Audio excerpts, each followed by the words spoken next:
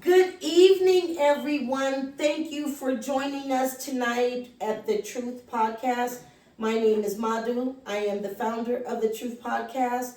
You should know me by now. Today is our 10th segment. We did a whole season, guys. We did a whole season. However, I'm going to tell you the segment, then I'm going to give you my handle. So today is going to be Love Yourself First. Put yourself first emotionally. And what I mean by emotionally is I don't necessarily mean financially, and I'll get into the weeds on the difference and how emotionally is a little more valuable than financially. However, those of you that may have something to say, and I haven't posted my number up, my handle is the Lace Up at Instagram. I welcome you to say whatever you have to say. I also implore you or challenge you to invite me to your home state. Send me and my team airfare. It would be our pleasure to come to your state. And then you can pick the segment. Because if you're here with us on episode 10, then you know me well enough to know I always let the guests pick the segment.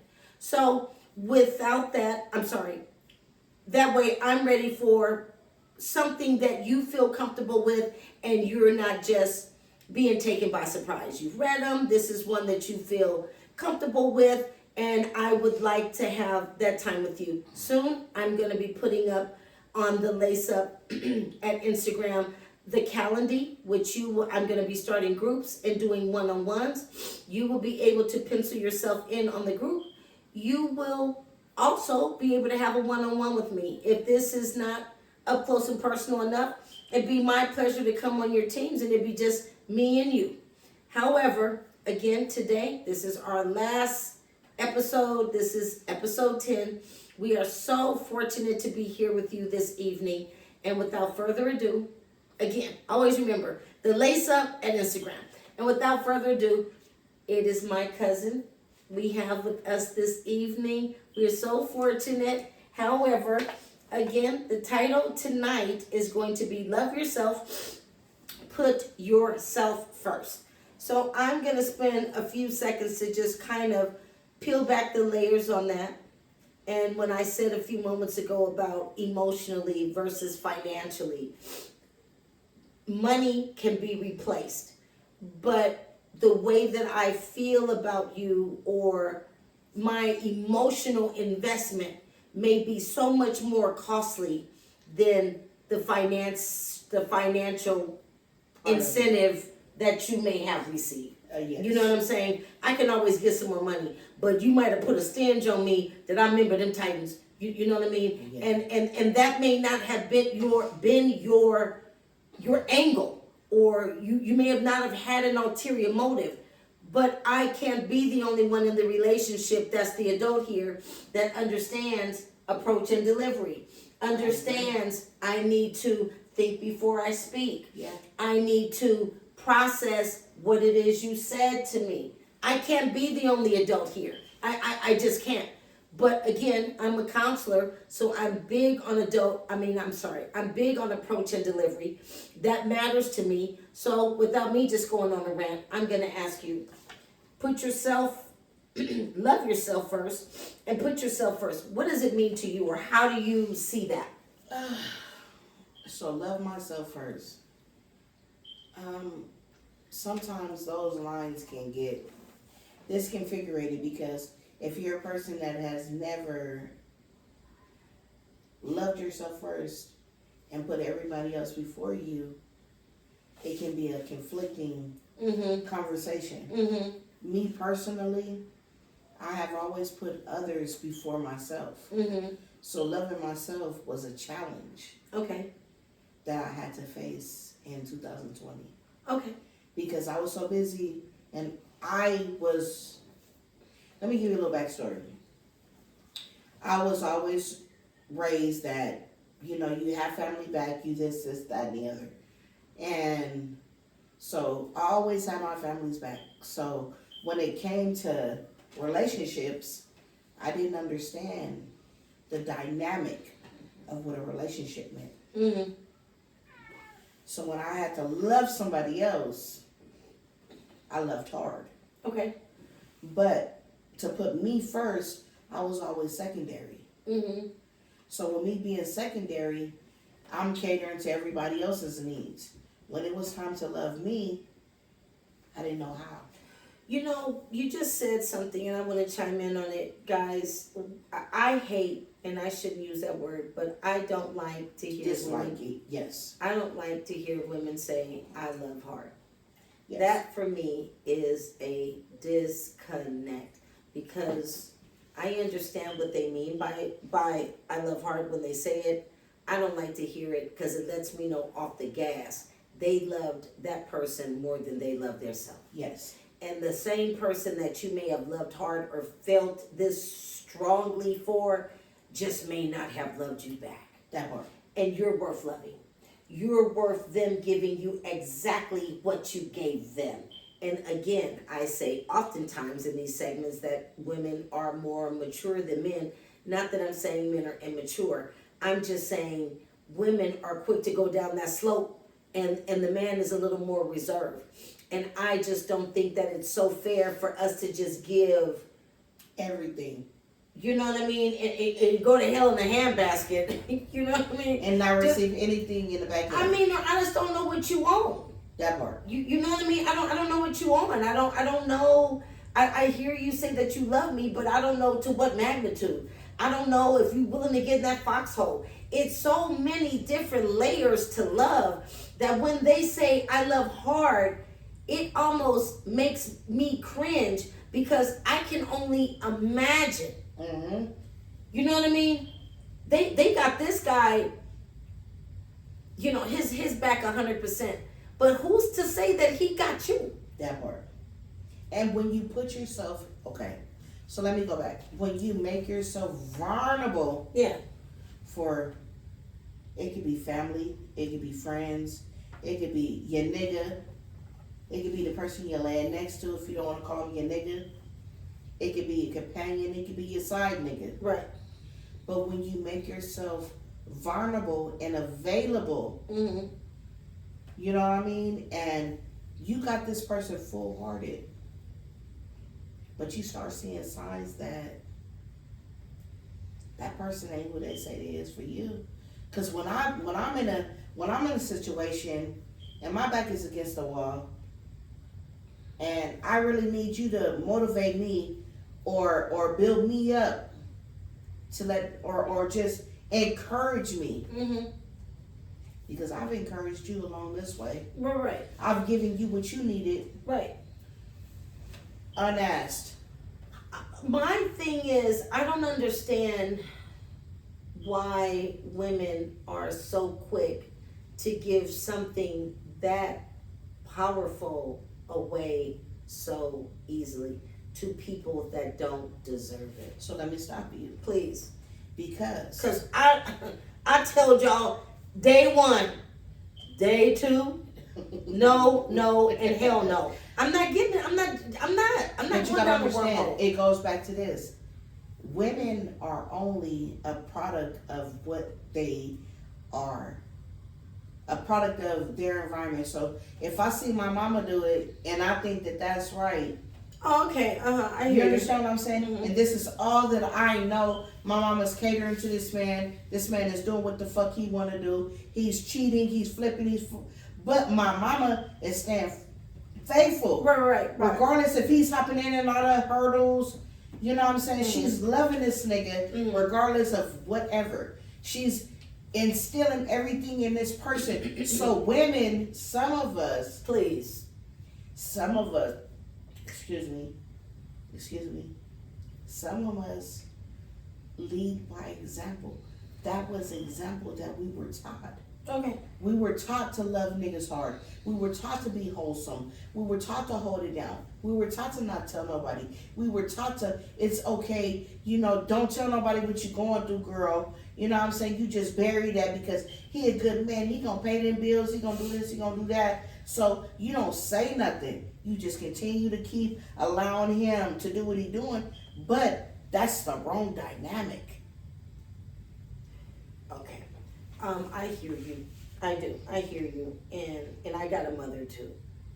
And my mom had passed. And I asked her before she passed quite a few questions. I'm a mom. I was a mom at that time. And I said, why did you do that?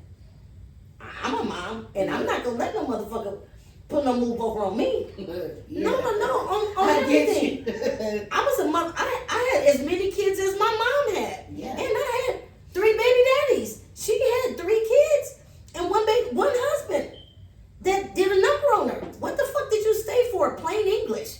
Because I'm just a different kind of broad. I just am. So I hear It didn't you. resonate with you. I'm not gonna do it. Like I say, you knew not you, but women. If you got 5 kids by that nigga, 2 kids, 3 kids, you knew at the first kid that he wasn't shit. And you Why continue- you stay? I don't know if you thought he was gonna get better on the second one. Sometimes, I don't know. Girl, if you don't knock it the fuck off, them motherfuckers, look, Sometimes people do change, though. I challenge you. Please, call me then. If he changed after the 9th, Or after the second, maybe he Yeah. got better in the second one than he was in the first one. yeah, well let me know. And I can only speak from experience. So the first That he one, got better that it was a different experience. from then till now. Yes, ma'am. Oh wow. Okay. All right. And why I say that is because the first one, it just happened. You know what I'm saying? And it wasn't nothing that was planned. You know, young girl seeking something, met a hood nigga, infatuated, had a baby, continued to fuck with him through the years.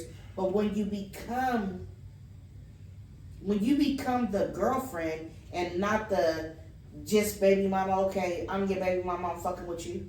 But now I'm your girl. Now I take on all the shit that everybody else was dealing with.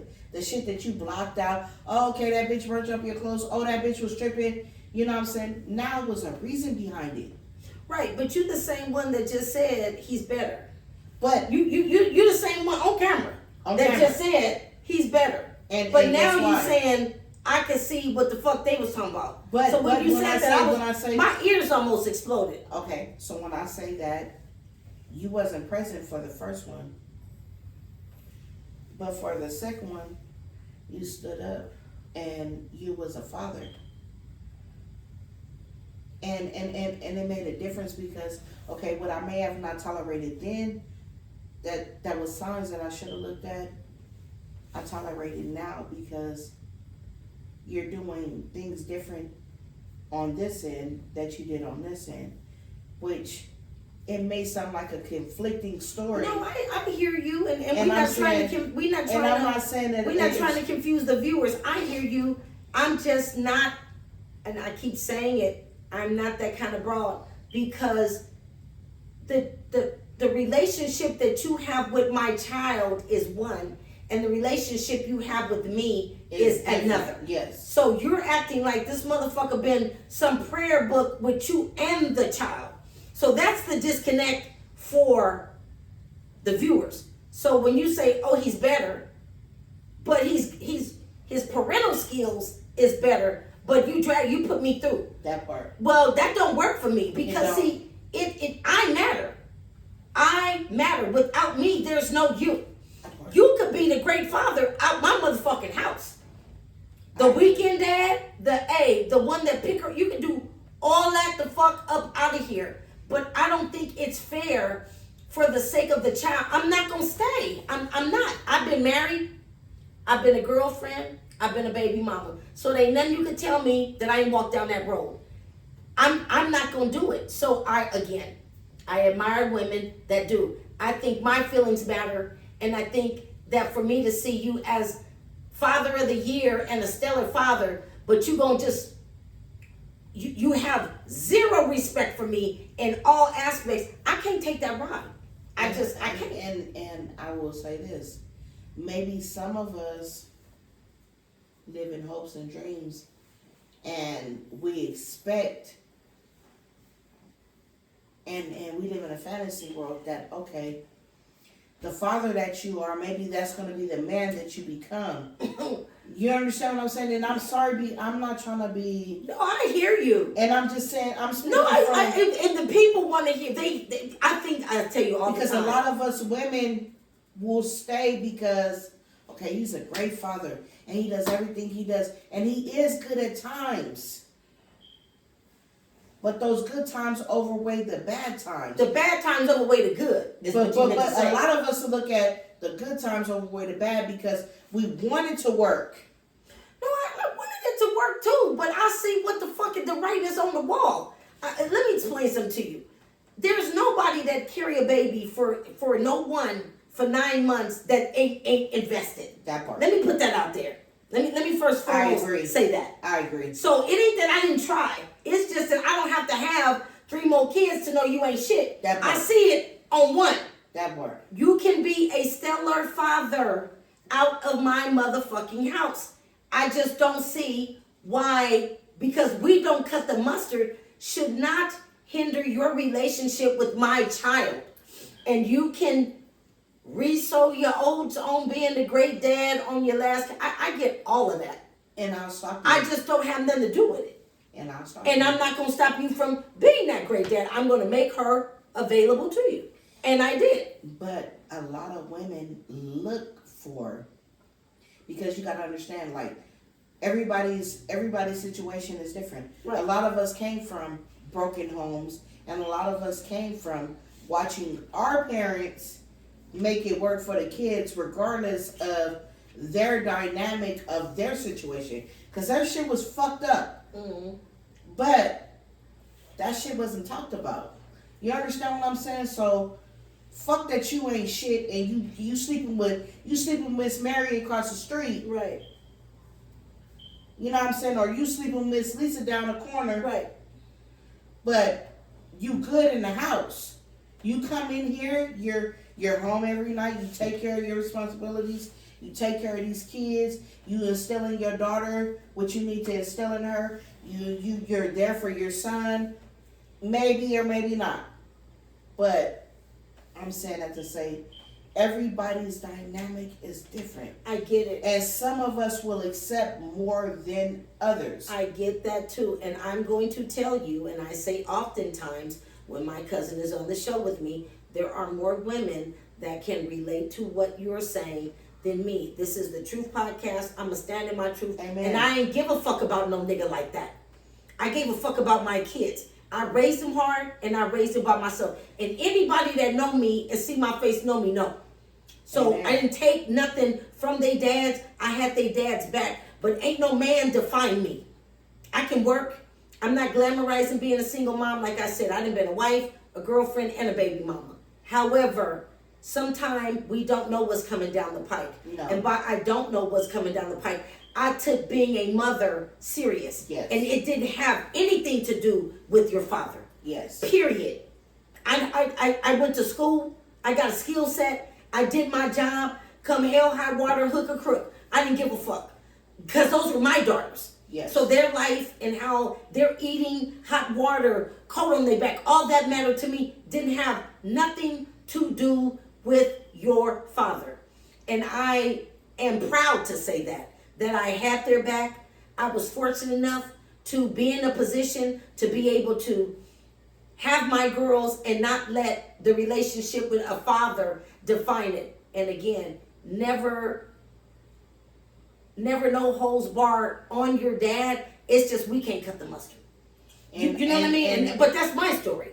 It is. And then I will say, you have young And I ain't ladies- trying to cut it. You have young ladies like myself. My dad wasn't present in my life. Mine wasn't in my daddy died. I was 12.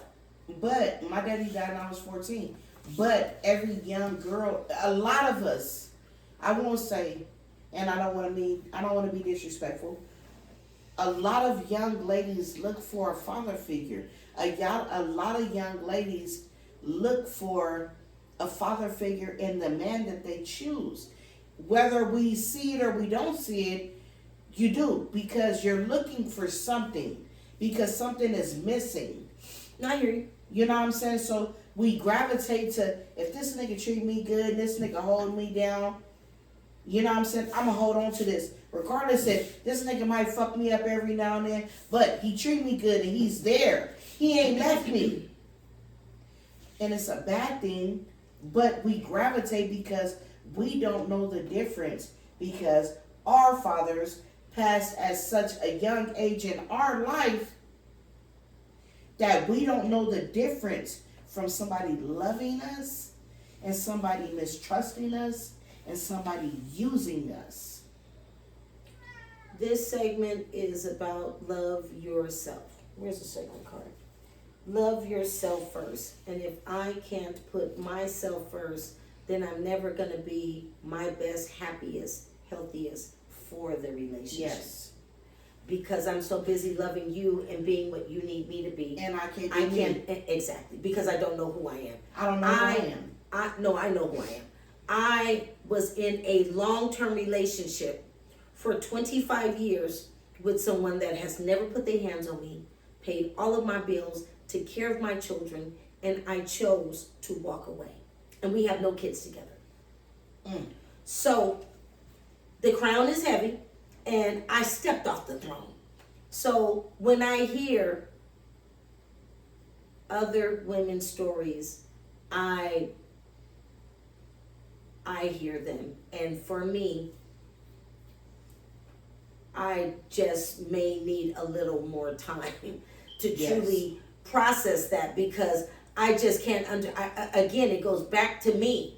For me, I just can't love no man like that. I just can't. I loved my girls. I loved my girls. I still love my girls, and I couldn't put no man. I don't have the time to invest or to think that, it's gonna change, or, tomorrow's gonna be a new day. And, he whispered in my ear last night, fuck all that. I ain't got time for none of that. Like I said, I went to school, I got my own skill set, I raised my own kids, I raised my girls hard, because life is mean, it's cruel, it's ugly, and that was the passion that I had. This show has been 5 years in the making, guys. For those of you that, of course, you would know. 5 years in the making. I had so many challenges. I had, I don't want them to see my face, and, just the list was endless. Everything is not ready. I Yes. don't know if I want this. I don't know if I want that. I don't know how to decorate. The list is a laundry list. The list was endless. And I finally decided to stand in my truth. I wrote 6 seasons, and 5 years later, today, is the last segment of my season 1. Amen. So I am very thankful to be here with you and stand in my truth. Again, these shows are always food for thought. There's never any right or wrong. Everyone's going to have a different view, a different dynamic. It's just where it is. These are things that other people are not talking about, that for me to be a woman, I think that they matter. They do. You know what I mean? I think that they matter. I think that they give us time they give us time to examine us and really and strip the layers down. Exactly. It's therapeutic for us to talk about it and be truthful and stand in our own truth. And I tell you guys all the time, I'm the first one. I start first. I throw myself down first. You know what I mean? A 3-time loser, and it is what it is. However, but that's my truth. You know what I mean? But that doesn't define who you are. No. So the motivation and the excitement and the wherewithal and the pull yourself up from the bootstraps, all of that meat is on the bone. You know what I'm saying? You can't hear my story and not see the struggle. You can't hear my story and not see the testimony. Yes. You know what I mean? If it is you're looking at it wrong. You know what I mean? Don't feel sorry for me. You know what I'm saying? Because it's 9 blocks to get over here. So again, guys, thank you. That is my time. This is the end of season 1. We are going to be starting season 2. And again, remember, please hug someone and have a great evening. You can always contact me at The Lace Up on Instagram. Have a great night. See ya. And remember, this is the truth. Okay.